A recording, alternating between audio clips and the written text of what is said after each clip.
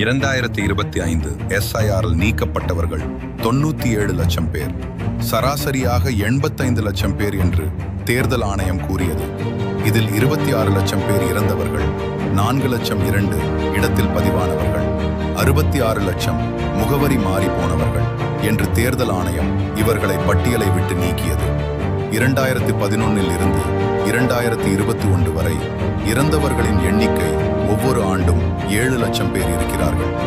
இதில் 18 வயதுக்கு கீழ் உள்ளவர்கள் 2 லட்சம் பேர் என்றாலும் 5 லட்சம் பேர் 18 வயதுக்கு மேல் உள்ளவர்கள். இதில் 10% பேர் வாக்காளர் அடையாள அட்டை பதிவு செய்யாதவர்கள்.